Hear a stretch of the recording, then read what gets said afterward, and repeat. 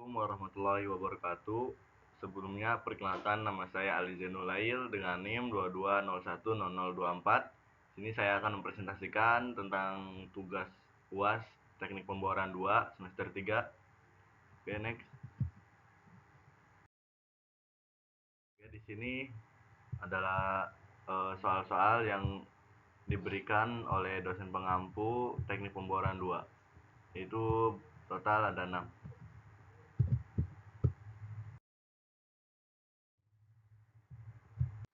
Oke, di sini soal yang pertama yaitu sumur dengan tidih 11.226 feet dan casing su pada 5.821 feet.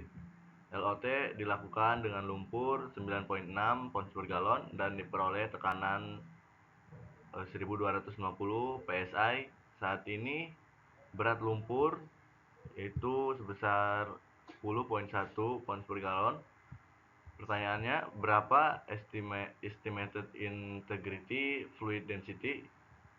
Itu jawabannya estimated integrity fluid density sama dengan buka kurung test pressure dibagi 0,052 dibagi depth of test tutup kurung ditambah test fluid density sama dengan 1.250 dibagi 0,052 dibagi 5.821 ditambah 9,6 itu sama dengan 4,1 ditambah 9,6 yaitu hasilnya 13,7 pounds per galon. Lalu selanjutnya ini adalah soal yang kedua tentang well kick. Next. Pertama, influx. Apa itu influx? Influx adalah peristiwa masuknya fluida formasi ke dalam lubang sumur selama kegiatan drilling yang disebabkan karena tekanan formasi lebih tinggi daripada tekanan hidrostatis lumpur. Jadi peristiwa fluida formasi ini contohnya semisal di sini ada frag, lalu fluida dari formasi masuki ke lubang sumur yang masih open hole dan tekanan statis yang berada di lubang sumur ini lebih kecil daripada tekanan yang berada di formasinya sehingga menyebabkan influx.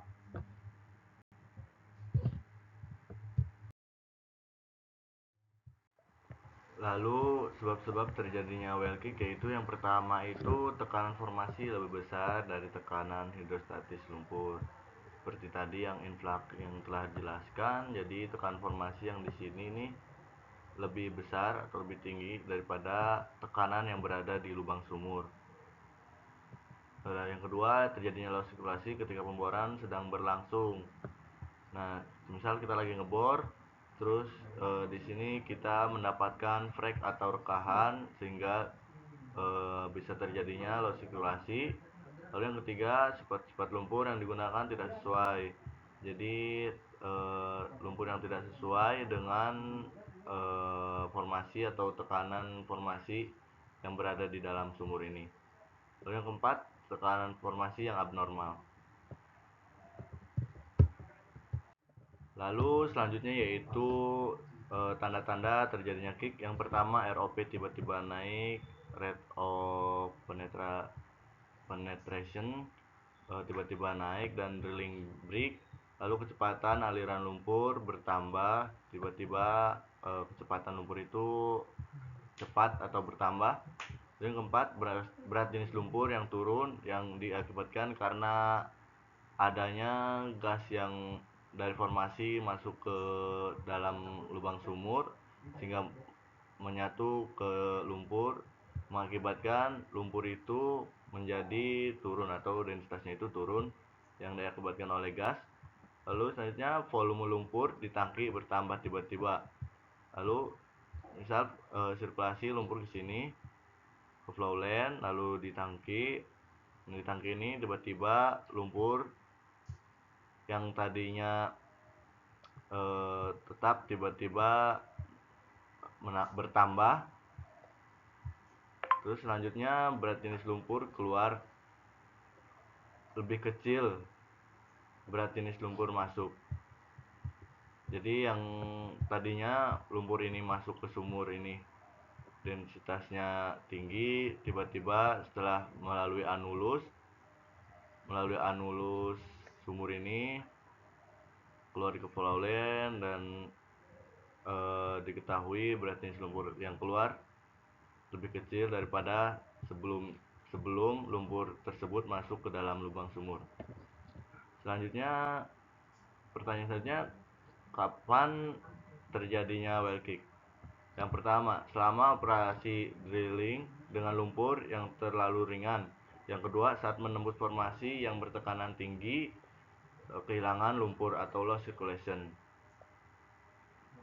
Selanjutnya, langkah-langkah yang harus dilakukan bila terjadi kick. Langkah-langkah yang harus dilakukan yaitu yang pertama, hentikan pompa lumpur secara perlahan untuk menghindari tekanan berlebih di lubang bor. Jadi yang tadinya lumpur ini disirkulasikan ketika drilling berlangsung, tapi ketika terjadinya kick ini harus dihentikan terlebih dahulu. Lalu selanjutnya, gunakan annular preventer atau ram preventer pada BOP stack untuk menutup sumur, atau enggak menggunakan pipe ram ketika masih ada drill sting di dalam lubang sumur ini. Lalu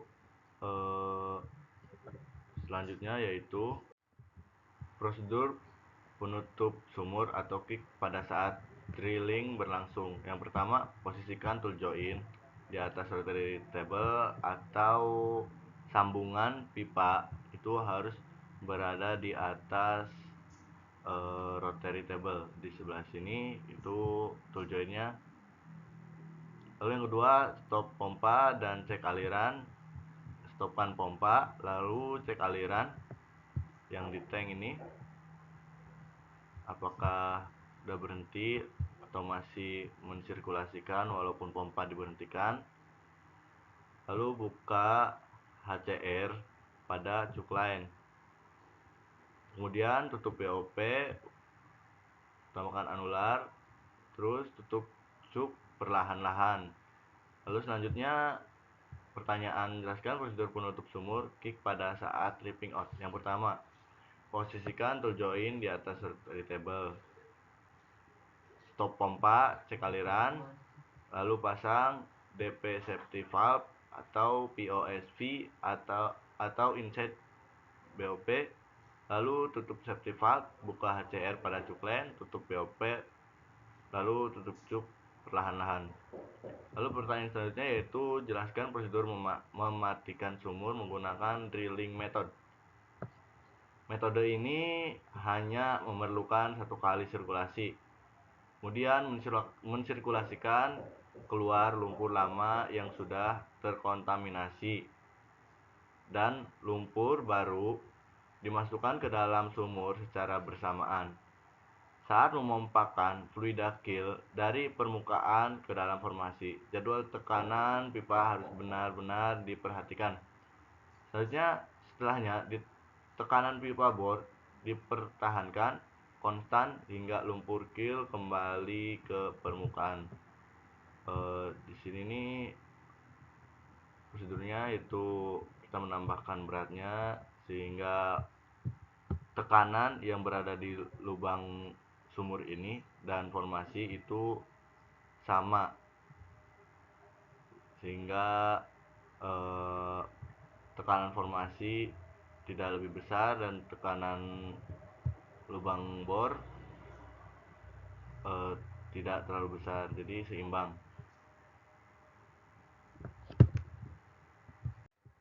Oke, next untuk pertanyaan yaitu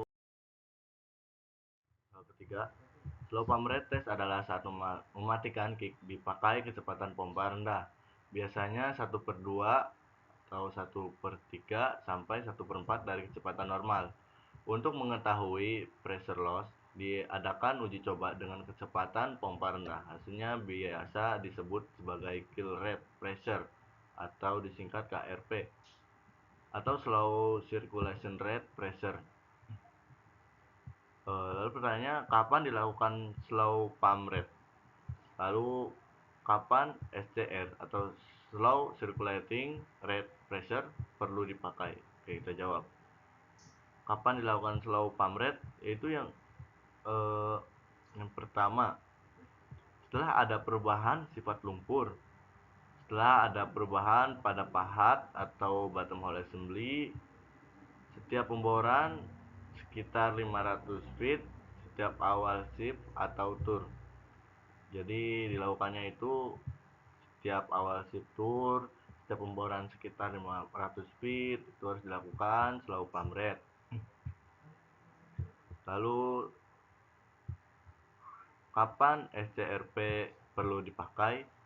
Yaitu pada saat mematikan well kick dengan drill method atau satu sirkulasi. Pada saat mematikan well kick dengan wide and wake method. Oke, next. Ini pertanyaan yang keempat, directional drilling.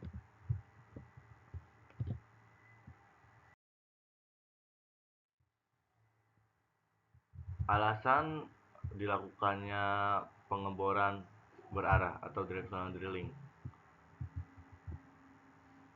Yang pertama alasan topografi, yang kedua alasan geologis, dan yang ketiga alasan lainnya. Entah semisal dari perizinan, kita contoh ngambil di perkotaan, jika kita menginginkan mengambil minyak yang berada di bawah pemukiman warga yang padat atau di perkotaan, pastinya perizinannya itu susah. Jadi kita mengebor dengan cara direksional, ya mengebor dari kejauhan, jauh dari pemukiman.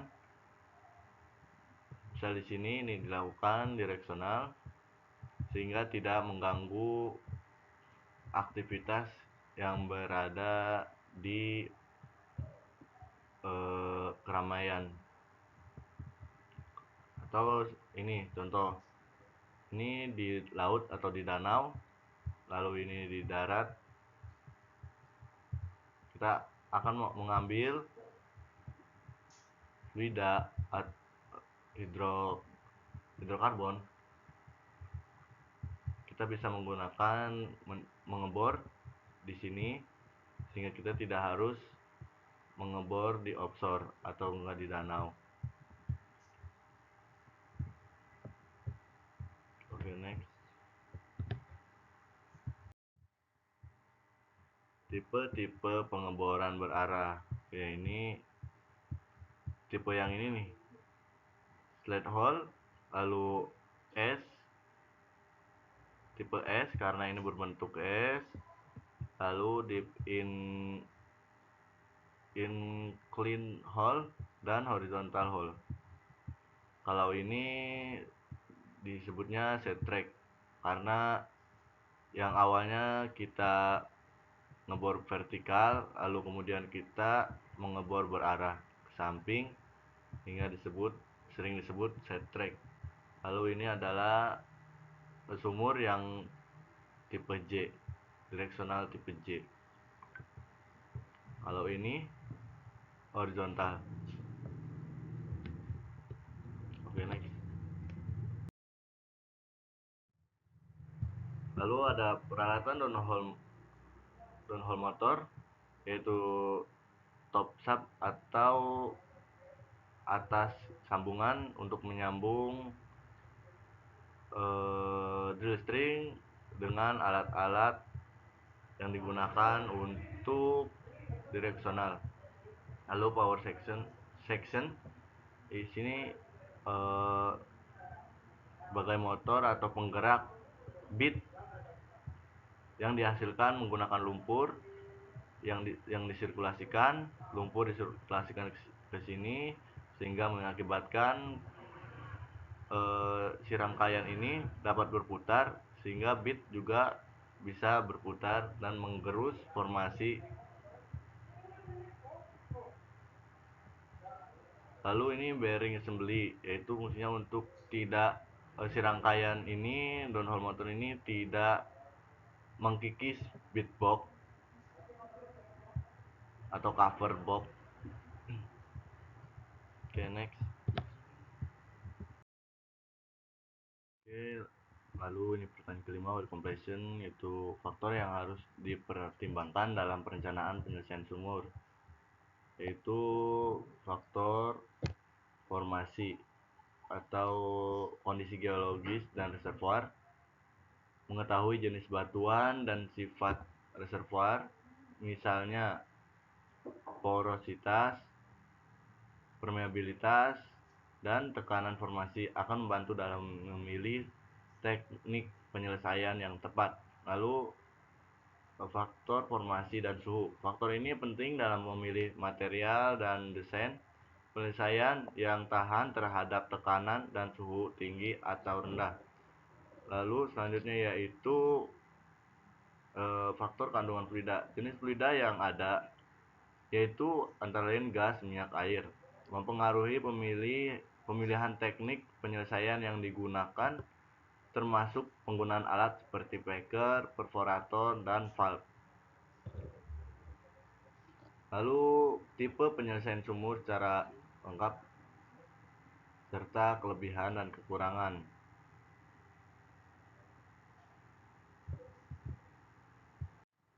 Oke, tipe penyelesaian sumur secara lengkap serta kelebihan dan kekurangan. Itu yang pertama, teknik open hole versus cast hole.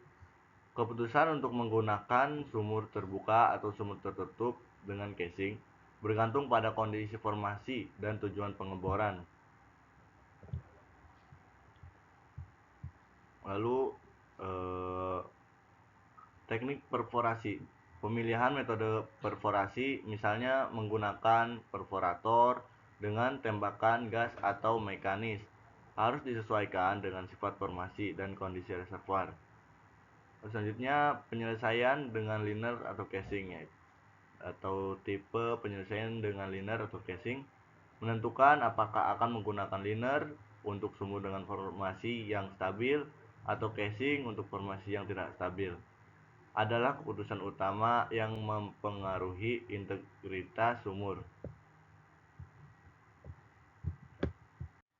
Lalu dari deskripsi pada open hole completion, sumur tidak diberi casing di zona produktifnya. Artinya bagian dari sumur tetap terbuka tanpa perlindungan casing.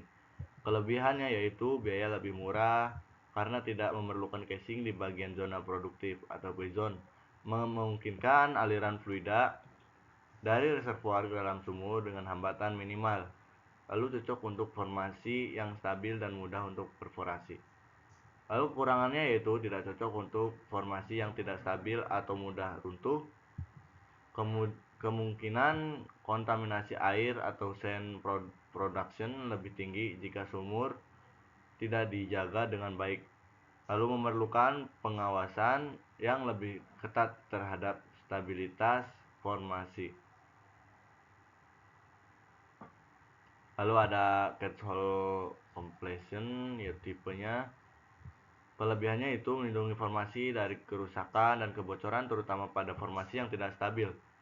Lalu memberikan keamanan yang lebih tinggi terhadap risiko kebocoran, dapat diisolasi untuk mengeksploitasi zona tertentu dengan menggunakan packer dan perforator. Kekurangannya yaitu biaya lebih tinggi karena penggunaan casing dan peralatan tambahan. Pemasangan casing dapat mempersulit intervensi sumur jika terjadi masalah, lalu memerlukan waktu lebih lama dalam proses pengeboran dan penyelesaian sumur. Oke. Lalu ada tipe liner. Kelebihannya yaitu biaya lebih rendah dibanding dengan cast hole karena hanya memasang liner pada bagian tertentu, menjadikan perlindungan terhadap formasi meskipun tidak sekuat casing penuh. Kemudian perforasi yang lebih mudah dan bisa digunakan untuk mengisolasi zona produksi atau pay zone. Kekurangannya itu kurang tahan lama dibanding dengan cast hole sehingga bisa mengalami kerusakan jika formasi sangat tidak stabil. Tidak cocok untuk formasi yang sangat reaktif atau memiliki risiko keruntuhan tinggi. Lalu ada tipe perforated completion. Kelebihannya memungkinkan akses langsung ke reservoir dan produktif lebih efisien dari zona produksi. Lalu teknik yang relatif murah dan sudah umum digunakan. Lalu memberikan fleksibilitas tinggi dalam mengatur zona produktif atau zona yang akan diperforasi. Kurangannya yaitu kemungkinan kerusakan pada casing atau contamination jika perforasi tidak dilakukan dengan benar. Jika ada kesalahan, maka akan terjadi kontaminasi pada casing. Dapat menyebabkan perforating tunnel collapse atau keruntuhan terowongan perforasi pada formasi yang tidak stabil. Jadi dapat menyebabkan si lubang perforasi itu menjadi runtuh. Lalu risiko kebocoran jika casing perforasi tidak terpasang dengan baik. Lalu ada berdasarkan konfigurasi tubuler, kompresi sumur dibedakan menjadi dua, yaitu yang pertama single completion adalah sistem penyelesaian sumur di mana hanya ada satu tubing yang digunakan untuk mengalir fluida produktif dari satu zona.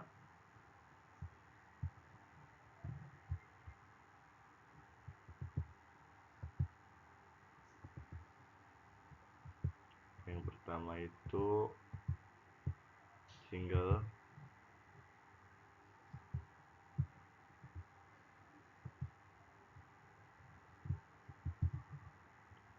Oke,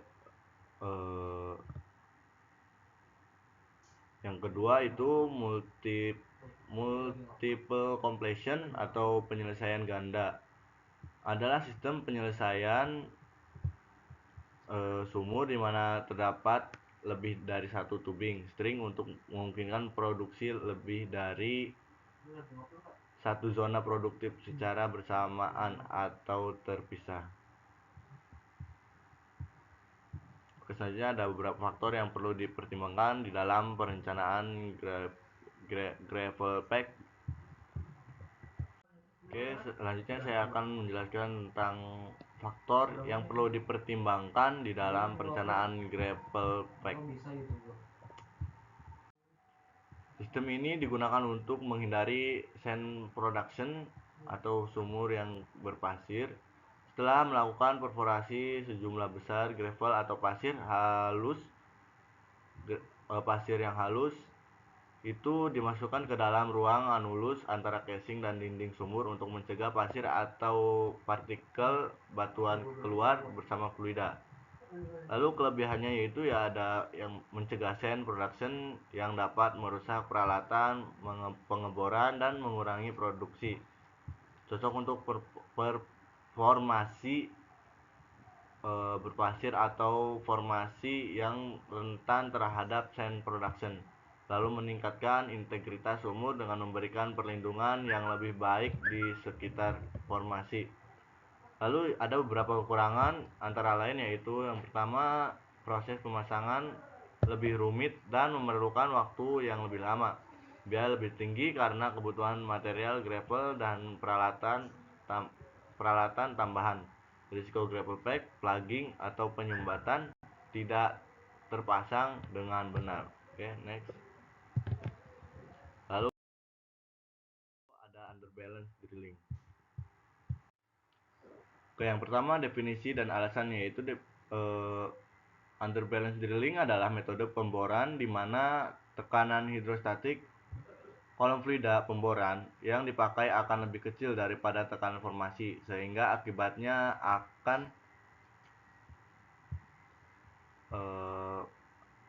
akan ada aliran gas atau air maupun hidrokarbon dari formasi ke lubang sumur secara terus-menerus. Dan alasannya, penggunaan metode underbalance drilling ini biasanya pada daerah bertekanan subnormal karena mampu meminimalisi dan menghindari terjadinya problem hilang lumpur atau low circulation dan terjadi pipa terjepit atau differential pipe sticking.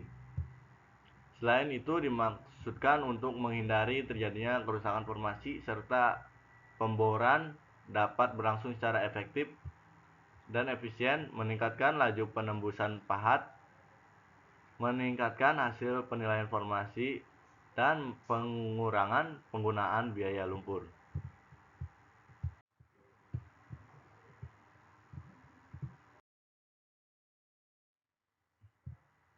Jadi underbalance itu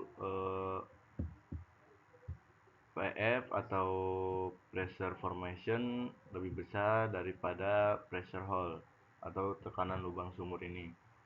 Jadi yang berada di frek-frek kecil atau maupun besar itu semisal si lumpur yang disirkulasikan ini lebih rendah tekanannya dibanding dengan formasi, maka ini tekanannya disebut dengan underbalance. Oke, next. Oke, sudah sampai ke slide terakhir. Mungkin cukup sekian yang dapat saya presentasikan. Mohon maaf kurangannya. Kurang lebihnya mohon maaf. Wassalamualaikum warahmatullahi wabarakatuh.